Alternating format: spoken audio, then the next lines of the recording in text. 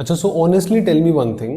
How many times it has happened with you that you've read an RC passage, you started reading it, and by the time you read the last line, आपको realize होता है कि अरे मैं first वाली line तो भूल चुका हूँ. एंड डोंट वरी, ऐसा सब बहुतों के साथ होता है. बहुत सारे स्टूडेंट्स फेस दिस प्रॉब्लम. तो अब ये प्रॉब्लम क्यों होती है? इज इट बिकॉज कि आपने रीडिंग कम कर रखी है, आपकी कॉम्प्रिहेंशन स्किल्स खराब है? क्या रीडिंग करके ही हमारी ये प्रॉब्लम सॉल्व होती है, रीडिंग कॉम्प्रिहेंशन की, या वोकैबुलरी खराब होने की वजह से प्रॉब्लम्स आती है? What is it? या फिर there is a smarter way of actually being a good reader and being very good at reading comprehension questions? So in this video I'm going to talk about such things only, कि how you can improve your reading comprehension skills and do really well in the VARC section. तो अब what we have noticed is there's a thing called RPM, there's a thing called WPM, words per minute. RPM is something else, वो car का होता है, but WPM is words per minute. So एक minute में आप कितने words पढ़ते हो? What we have seen in our experiences, generally any high school student की जो WPM speed होती है that is around 100 words per minute average पे एक high school student की. एंड VRC को अच्छे से सॉल्व करने के लिए you need at least 200 words per minute की स्पीड. तो अब ये स्पीड कैसे बढ़ी जाए? Obviously there is a longer way. क्या इमेजिन आपने क्लास 5th से रीडिंग करना स्टार्ट किया था, तो धीरे धीरे आपकी speed was at 50 words per minute.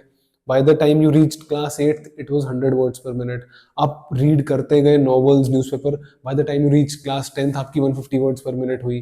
By the time you reached class 11th, क्योंकि बाद में बहुत जल्दी से स्पीड ग्रो करती है, you crossed 200 words per minute.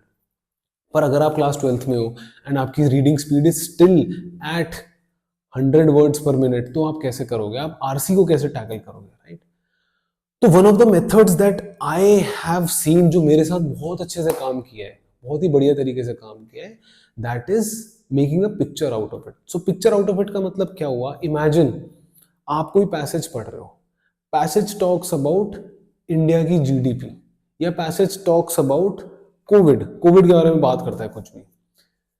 तो आप एक स्टोरी इमेजिन करो, एक पिक्चर इमेजिन करो कि एक मूवी चल रही है आपके दिमाग में, right?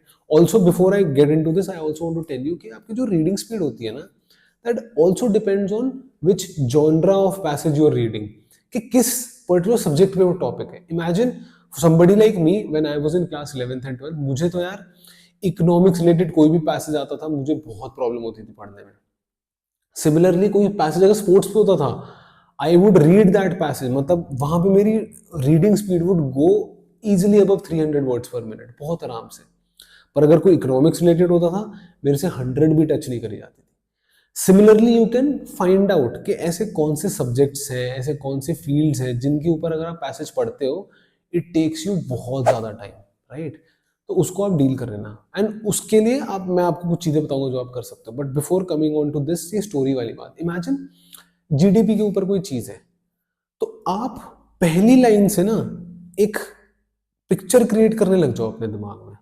It talks about India की जीडीपी 1950s, तो आप इमेजिन करो कि 1950s में का इंडिया इमेजिन करो, और वहां पे देखो कि लोगों के पास ज्यादा पैसा नहीं होता था and we are still growing. फिर धीरे धीरे टॉक्स अबाउट कि कैसे नेशनलाइजेशन ऑफ बैंक्स हुआ.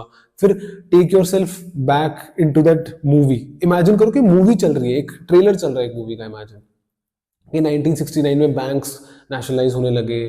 फिर इट टॉक्स अबाउट 1991 में लिबरलाइजेशन हुई. तो एक उस स्टोरी में आए. अब जब ये स्टोरी हम देखते हैं ना, या मूवी देखते हैं, हमें चीजें याद रहती है, बिकॉज एक स्टोरी फॉर्म में कुछ भी चीज हम पढ़ते हैं, it is very easy for us to remember. तो ये टेक्निक आप ट्राई करके देखना. I just found it very comfortable for myself to understand an RC passage or to solve an RC passage whenever I was trying to imagine a movie or a story of the particular passage I was reading. ये आप करके देखना. And another thing that I talked about which was कि अगर अलग अलग subject से अलग अलग जॉनर ऑफ पैसेज आते हैं, उनको कैसे डील करना है. इमेजिन आपको साइकोलॉजी रिलेटेड पैसेज पढ़ना is, you don't find it comfortable, या don't find it interesting, because जब वो साइकोलॉजी रिलेटेड पैसेज आएगा तो उसमें कुछ ऐसे वर्ड्स आएंगे साइकोलॉजी की फील्ड से जो आपको नहीं समझ में आएंगे, राइट? तो ऐसे केस में जस्ट थोड़ा अलग अलग चीजों के बारे में पढ़ो. जैसे साइकोलॉजी के बारे में पढ़ लिया, हिस्ट्री के बारे में पढ़ लिया, लिटरेचर के बारे में पढ़ा, सबके बारे में. इसलिए इट इज सेड कि न्यूज़पेपर पढ़ो. Newspaper always talks about so many different things, and अगर आप इतनी सारी different चीजों के बारे में पढ़ोगे, उनके बारे में जानोगे, तो धीरे धीरे धीरे you'll get comfortable with it. That is what happens when people become comfortable with it, right? So this is the thing.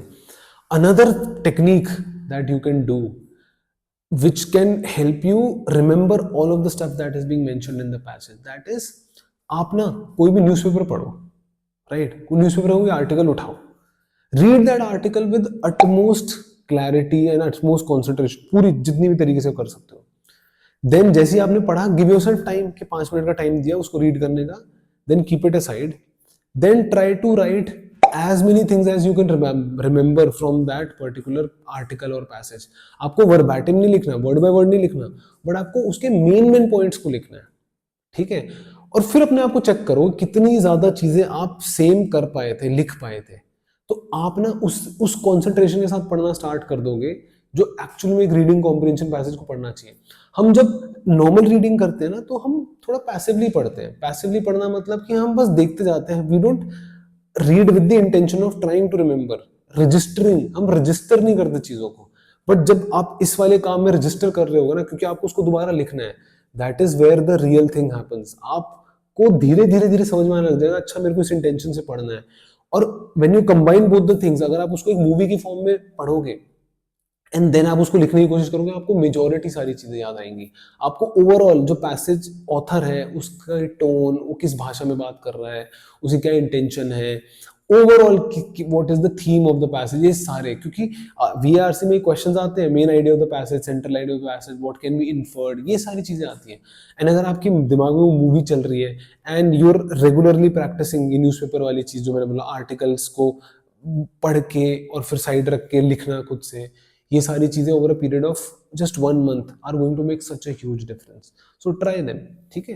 तो आई वुड से कि आप डेली बेसिस पे ये जो न्यूज़पेपर वाली एक्टिविटी हो गई जो मैंने बोली है, कि आप न्यूज़पेपर का कोई आर्टिकल पढ़ो, उसे रख दो साइड में और फिर try writing it down. You do that at least once every day, या फिर अगर आप 2 बार कर सकते हो, क्योंकि it will take you maximum 20 minutes for 2 article. एक आर्टिकल को करने के लिए 10 से 15 मिनट, दूसरे को करने के लिए 10 से 15 minute. You will be so far ahead. And उसके साथ साथ रोज एक रीडिंग कॉम्प्रिहेंशन सॉल्व करो and just see how you are able to apply this technique. I am sure ऐसी बहुत सारी टेक्निक और होगी, but these are 2 techniques that have really help me. और न्यूज़पेपर पढ़ने वाला was the third technique that you can do, ठीक है? तो इसके अलावा कोई भी अगर आपको डाउट हो, कोई भी problem you are facing in BARC, let us know in the comment section.